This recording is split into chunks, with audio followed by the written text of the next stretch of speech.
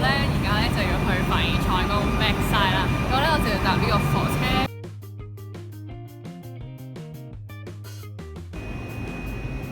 我哋咧就係咧要搭呢一架車啦，佢係 backside Château RG L2，跟住呢個就係嗰個火車站。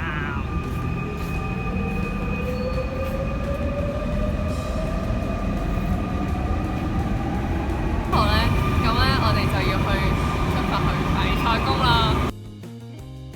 咧我咧就已經嚟到呢個凡爾賽宮啦。凡爾賽宮咧就係後面嗰金色嗰啲就係凡爾賽宮啦。法文係 backside。我哋行啦。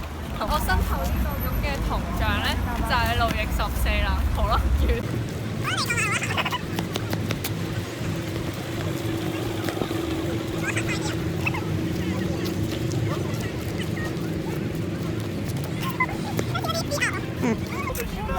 路易14啦，可以近距離望。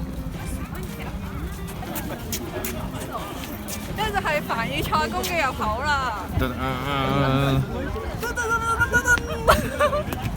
耶！咁凡爾賽宮咧就係路易14嘅屋企，好似係戴定個頭盔先。所以咧，我哋咧就入去啦，但係好似安檢，所以就溪咳啦。話説咧，而家咧我哋過咗第一道門係安檢啦，我哋咧就係呢個第二道門，我覺得係佢嘅真正嘅門口啦。但係咧，我哋呢度係入唔到去嘅喎，我哋要兜去嗰度入去嘅喎，係要兜。所以咧，我哋就要兜啦。但係好靚咯，我覺得好黃金碧輝煌，有住土豪嘅味道。好啦，我哋行啦。話説咧，我哋咧就已經入咗嚟啦。咁咧，我哋係免費入嚟嘅。好啦，我哋可以睇下個 environment。好啦，你過嚟啦。其實全部都好金碧輝煌，但我哋得1個鐘咋。我哋咧就已經入到嚟裏邊啦。咁呢度咧，我係唔知乜嘢神嘅，好差啊！我呢個人。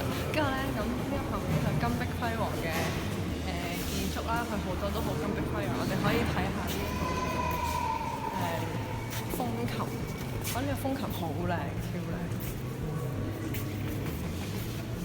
仲要咧，佢個風琴除咗好靚之外咧，上面係好多壁畫啦，仲要勁靚啦，雕晒花咁嘅款樣，真係超靚咯！仲要個地氈都靚過人嘅。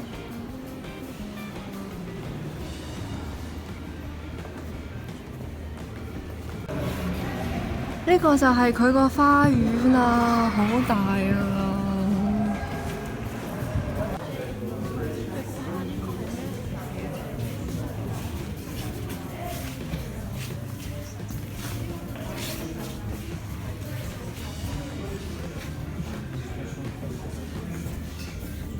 呢個咧係瞓覺嘅地方。呢個咧就係路易14啦。見唔見到佢對高踭鞋啊？有啲黑，唔好意思。話説咧，據聞第一對高踭鞋咧就係做俾佢噶啦。跟住呢度係一間房。呢個咧就係路易16啦，就好知名嘅瑪麗皇后嘅老公。之後咧，佢都係着高踭鞋嘅。説咧，我哋咧就嚟到一個叫 Galerie de Glace 嘅地方啦。咁咧，中文應該咧就譯做鏡房或者鏡嘅畫廊啦。咁樣睇下周圍嘅。係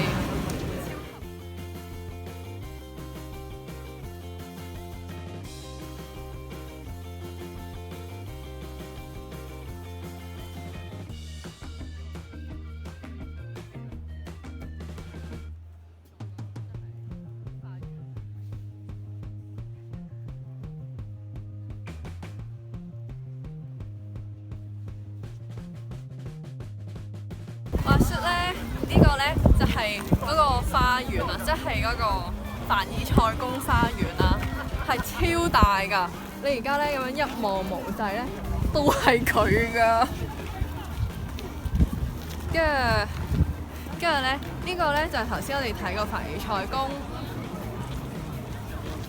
裏邊冇咁冇咁呢個嘅，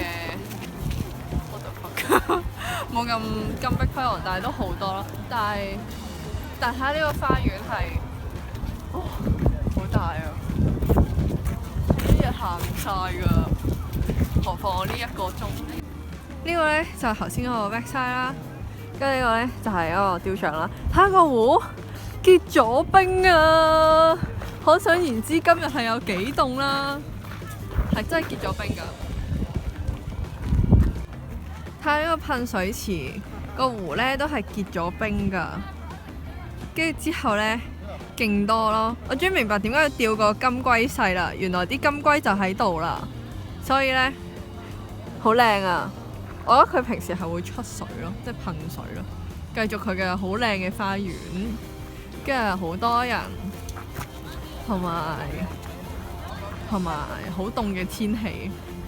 呢個呢就係我哋嘅正面啦，好多金龜啊，超多金龜啊！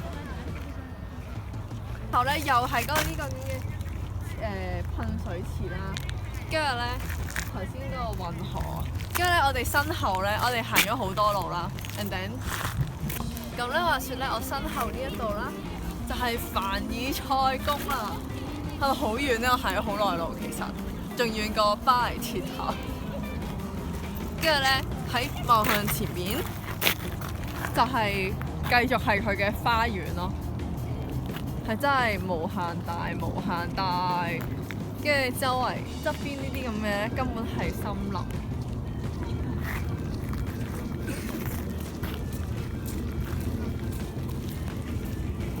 咧凡爾賽宮之外咧就完啦，你中意咧就 like 同 comment 同 share， 記住 like 啊！好啦，拜，ciao，salut，au revoir。